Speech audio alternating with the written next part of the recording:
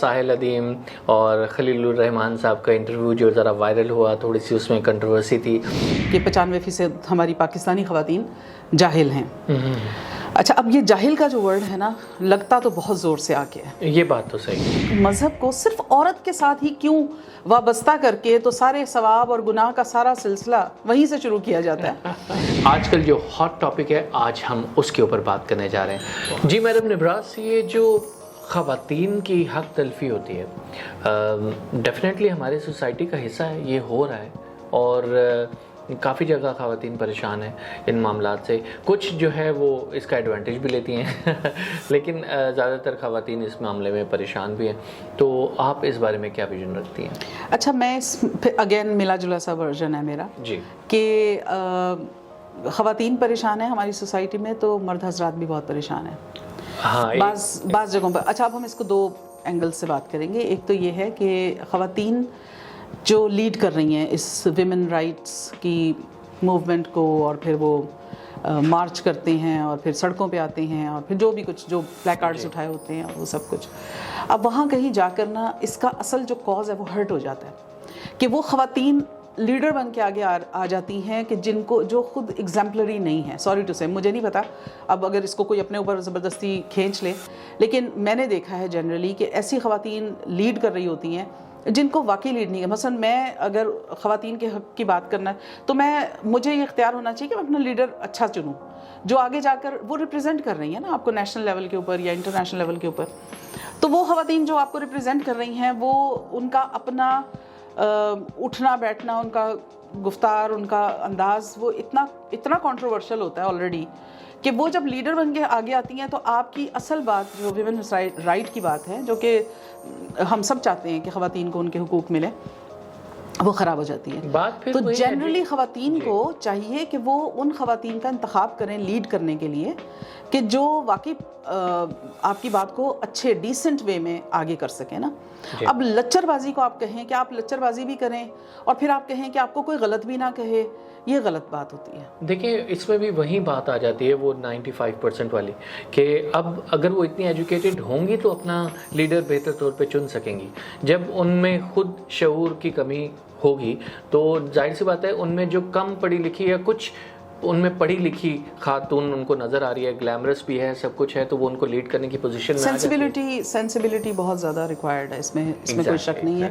تو چند خواتین جو سینسیبل ہیں، جو تعلیم کے شعبے سے ہیں، جو اس طرح کے بیک گراؤنڈ سے آ رہی ہیں کہ جہاں وہ یہ سمجھتی ہیں کہ فرق ہے رائٹس کو اچیو کرنے میں اور شور شرابہ ہنگامہ مچانے میں، فرق ہے، وہ خواتین سامنے آئیں. بالکل. تو اور باقی جو لڑکیاں ہیں یا خواتین، جب ان کی لیڈرشپ کے انڈر چلیں گی تو ان کی بات افیکٹو وے میں آگے جائے گی. میں نے تو ابھی تک یہی دیکھا ہے، ٹی وی شوز ہوں، جو گڑبڑ پیدا ہوتی ہے نا وہ یہی پیدا ہوتی ہے کہ وہ فوراً سے کلیش آ جاتا ہے. اچھی بات بھی آپ کی خراب ہو جاتی ہے جب وہ غلط انداز سے کی جا رہی ہے، یا آپ اپنی غلط کو بھی کہیں کہ جی ہم تو بالکل ٹھیک ہیں اور ہمیں تو کوئی آبجیکٹ نہ کرے. تو یہ چیزیں پھر وہاں سے آپ کی بات خراب ہے. ساڈا کان چٹا ہے وہ والی بات ہوگی. ہاں، نہیں، آپ معافی مانگیں. اچھا ٹھیک ہے، معافی بھی منگوا لیتے، ہم بھی زور ڈال دیتے، لیکن آپ کے پاس کیا ہے؟ آپ کہہ رہی ہیں کہ مجھے کیوں آپ دلیل، آپ آیت کیوں سنا رہے ہیں، آپ مجھے یہ کیوں کہہ رہے ہیں؟ تو یہاں سے پھر آپ کا امپریشن خراب ہو گیا کہ آپ کہاں کی انٹیلیجنٹ خاتون ہیں، کہ آپ کو تو گراؤنڈ ملا تھا نا. آپ بہت ڈٹ کے بات کرتی ہیں اور اچھے انداز سے کرتی ہیں. ہاں، اچھے انداز سے، ضد کر کے بجائے پولائٹلی ڈیبیٹ کر کے بھی. خواتین کو یہ چاہیے کہ خود کو ایکوپ کریں، خود کو نالجبل بنائیں، پڑھیں اور ہر میدان میں آگے آئیں. مطلب میں جنرلی ابھی یہ بہت خوشائن بات ہے کہ پاکستان میں، مجھے تو بہت خوشی ہوئی جب میں لاسٹ ٹائم گئی، بچیاں جو یونیورسٹیز میں پڑھ رہی ہیں اور وہ ساتھ ساتھ جابس بھی کر رہی ہیں. یہ ایک بہت اچھا، میرے اپنے سسٹم میں ایسی بچیاں ہیں جو ایم فل کی کلاسز بھی کر رہی ہیں، ساتھ میں ہمارے بچوں کو پڑھا بھی رہی ہیں. تو اس طرح کی چیزیں خوش آئند ہیں، لیکن خواتین کو اس پر کام کرنا ہوگا تاکہ جب ہم ایسی ڈیبیٹ میں سامنے بیٹھیں تو سیمپلز ہمارے پاس بھی موجود ہوں نا. ساحل ادیم صاحب کے پاس اگر 100 خواتین کا سیمپل رکھ کے وہ 95% کو بتا رہے ہیں، تو ہم بھی کوئی ریسرچ لے کر بیٹھیں. اور دیکھیں، جو سب سے خوبصورت بات ان کی اس پروگرام میں جو اگنور کر دی گئی، مجھے بہت حیرت ہے کہ اس کو پک کیے بغیر सिर्फ इस एक इशू के ऊपर ही सारा सोशल मीडिया चल रहा है। उन्होंने एक बात कही, उन्होंने कहा आप स्ट्रेटजीज़ क्यों नहीं बनाते। अब ये जितनी ख़वातीन सड़कों पे आ जाती हैं प्लेकार्ड्स उठा के, नारेबाजी और ढोल ढमक्का और तमाशा लगता है, बजाय उसके अगर हम उस पूरे साल में काम करें और अगले साल हम सेमिनार्स मुनक्किद करके अपनी रिपोर्ट पेश करें कि हमने इस साल में ख़वातीन को इस तरह से ग्रूम किया या उनको इक्विप किया या उनको उनकी सपोर्ट की इस तरह से स्किल्स इंप्रूव कि हमने उनके स्किल्स पे काम किया या हमने उनको ये एड्स प्रोवाइड की, और फिर आज हमारी ख़वातीन पिछले साल की निस्बत आज हमारी ख़वातीन का स्टेटस ये है। बिल्कुल। अगर ये शहर शहर गांव गांव हर जगह पर ये इस तरह से कैंपेनिंग हो तो मेरा ख्याल है कि किसी मर्द को इस पे कोई एतराज़ नहीं होगा। बिल्कुल, ये इस तरफ टाइम स्पेंड करने से पहले मनी इन्वेस्ट करने के बजाय ये उनको पॉजिटिवली भी लेके चल सकते हैं। पॉजिटिवली लीडर्स अच्छे चुने अपने, वो ख़वातीन जो लीड करने के लिए आइडियल हैं उनको सामने लेकर आएँ, बिल्कुल स्ट्रैटेजीज़ बनाएं, बैठें, काम करें। हम सब मतलब मैं खुद भी उनमें से हूँ। हम बातें तो बहुत करते हैं लेकिन करने का जब उन्होंने देखें बड़ी खूबसूरत उन्होंने बात की कि आप अपनी पूरी प्लानिंग करके अपनी जो जिन पे आप अपने लॉज बनवाएं।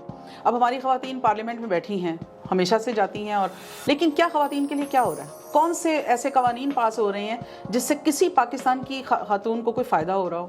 कोई पता नहीं है। हम हुकूक की बात नहीं, तो जो करने का काम है वो ना करके आप बस रोते धोते रहें हर वक्त। मैं पर्सनली बताऊं, खातून होने के नाते मैं ये एलानिया कहती हूँ, मुझे रोने धोने वाली ख़वातीन कबूल नहीं है। मैं ये कहूँगी कि मुझे एतराज़ है इससे कि आप अपने सिचुएशन को लेकर आप वावेला मचाते रहें, आप रोते धोते रहें, और अनफॉर्चुनेटली खुशहाल घरों की ख़वातीन ज़्यादा रो रही हैं। जितनी ज़्यादा वो हस्बैंड्स ने उनको फैसिलिटीज़ प्रोवाइड कर रखी हैं, वो उतना ज़्यादा गिले शिकवे और रोना धोना, ये चीज़ गलत है। ये हमारा एक जनरल परसेप्शन है हमारी ख़वातीन का। बिल्कुल, हमें इसको मानने में कोई हर्ज नहीं, हमें इसमें से निकलना होगा। ऐसा ही है। कमाल तो ये हो रहा है कि लिखने वाले भी वही कुछ लिख रहे हैं और आपकी स्क्रीन्स पे भी वही चल रहा है, और वही ट्रेनिंग आपकी बच्चियां लेकर शादियां कर रही हैं और फिर आगे जाके वही कुछ कर रही हैं। तो इस पूरे के पूरे मैकेनिज्म को चेंज करने की ज़रूरत है। बिल्कुल। देखिए, किसी चीज़ का इल्म ना होना एक अलग चीज़ है, लेकिन उस इल्म की तलब ही ना होना, इसी को तो जहालत कहते हैं कि आपके अंदर वो जुस्तजू ही नहीं है। वाह, कितनी प्यारी बात की। क्या आपने उसको सीखना है, जानना है, आगे बढ़ना है, अपनी बुरी चीज़ों को पीछे छोड़ देना है, आगे पोटेंशियल्स अपने लेकर आगे बढ़ना है। तो जब तक ये नहीं होगा, लोग हमें इसी तरह जाहिल कह के जाते रहेंगे। लोग स्क्रीन्स के ऊपर बैठकर इसी तरह ख़वातीन को शर्मिंदा करते रहेंगे और हम होते रहेंगे।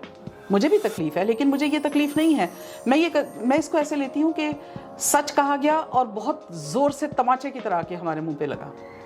तो हम ख़वातीन को, मेरा ख्याल है, हम मिलजुल कर इस पे काम करें और हम वाकई ऐसी स्ट्रेटजीज़ बनाएं, हम अपने लिए लॉज पास करवाएं, हम कुछ प्रैक्टिकली ग्राउंड में आके काम करें। मुझे मार्च से एतराज़ है। उस एक दिन ढोल ढमक्के के साथ निकलने से कुछ नहीं हो रहा है, कुछ भी नहीं हो रहा। तो हम इसको प्रॉपर प्लानिंग के साथ करें। That is my version. Thank you very much. ये थी मैडम निब्रास साहिबा, जिनसे हमने अभी इतनी ज्ञान की बातें सुनी। तो इंशाल्लाह मैं उम्मीद करता हूँ कि दोबारा भी आप हमें ज़रूर टाइम देंगी।